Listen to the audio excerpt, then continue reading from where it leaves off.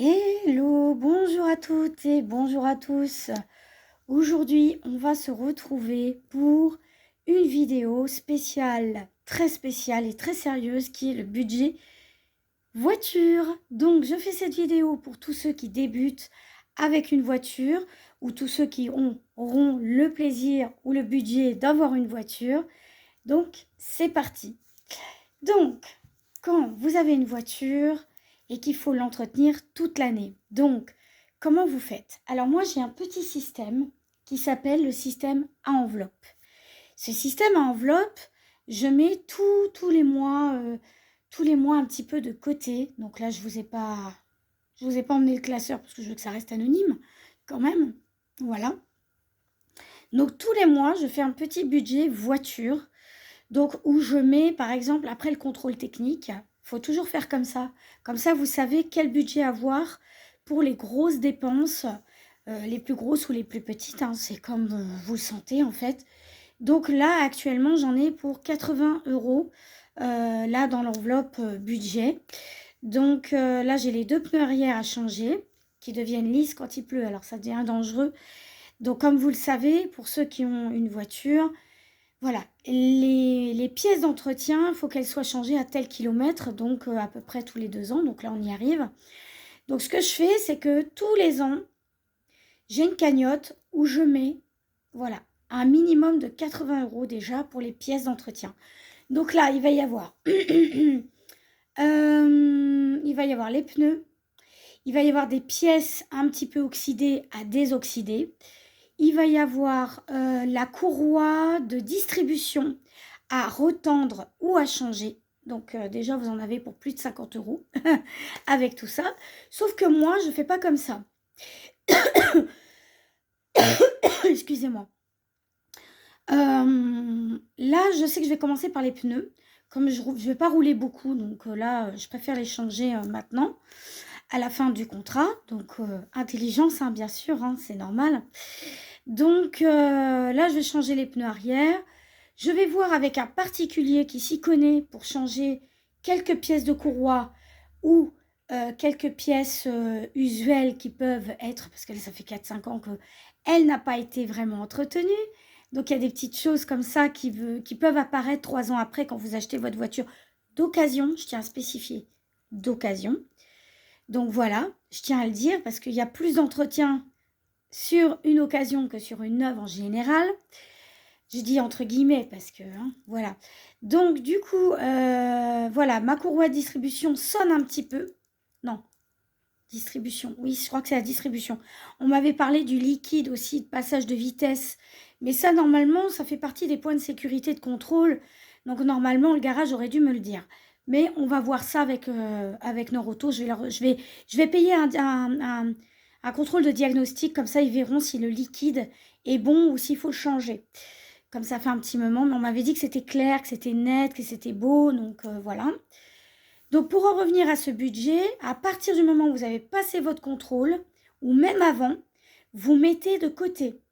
Donc si vous pouvez dès à présent mettre 50 euros, vous mettez 50 euros, et à partir des 50 euros, vous mettez tous les mois 20 euros. Voilà, 20 euros de côté tous les mois. Parce que quand vous avez votre fiche de contrôle technique, ce que vous pouvez changer, vous pouvez déjà le changer. Parce que c'est quand même mieux, surtout quand on travaille à temps plein.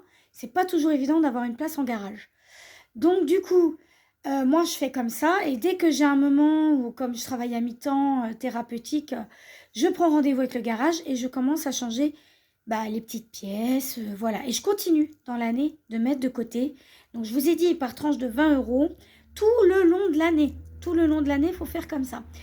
Donc là, j'ai 80 euros. Donc je vais changer mes pneus.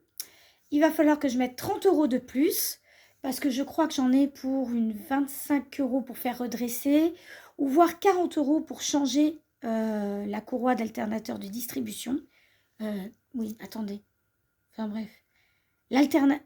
Mince, c'est pas l'alternateur. Je l'ai dit tout à l'heure. Hein. Voilà, je l'ai dit. Hein. Donc voilà. La courroie de distribution. Oui, la courroie de distribution. Voilà. C'est dur la mécanique, mais bon, c'est super instructif, donc voilà, je tenais à vous le faire. Surtout sur les Twingo. quand vous ne faites pas entretenir ça, ou vous la laissez longtemps dehors sans rouler, croyez-moi, c'est une galère parce que ça s'oxyde, ça s'empâte, ça... Donc s'il faudra la changer, je la changerai et puis voilà.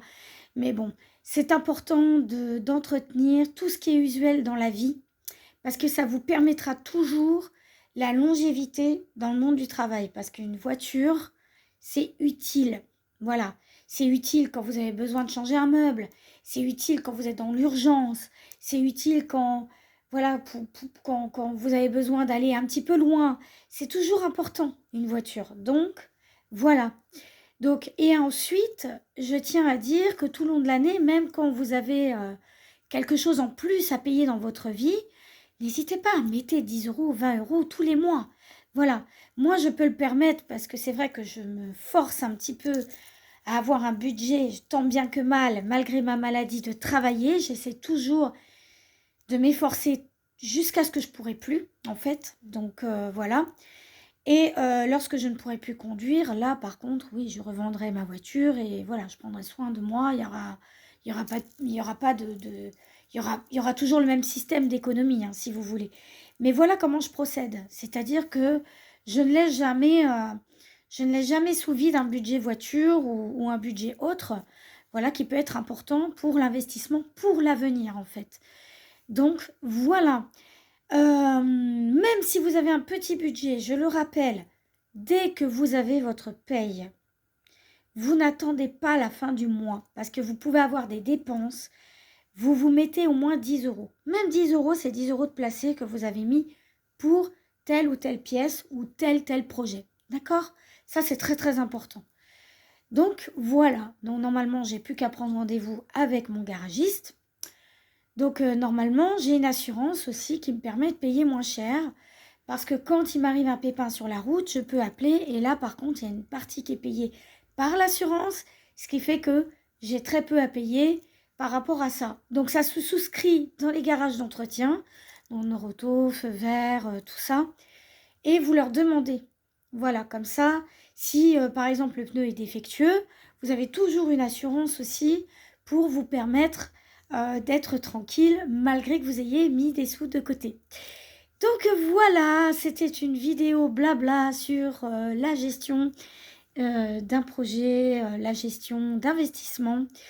Voilà, pour une voiture. Donc je vous fais un énorme bisou. J'espère que cette vidéo vous aura été utile. En tout cas, pour moi, ça a été essentiel de vous la publier, de vous en faire part. Voilà, et bien sûr, n'hésitez pas à revisionner. Pour tous ceux qui ont une nouvelle voiture, de réécouter la vidéo un petit peu plus explicative. Voilà, je vous fais un énorme bisou. Prenez soin de vous, prenez soin de ceux que vous aimez et bonne journée à vous. Bisous.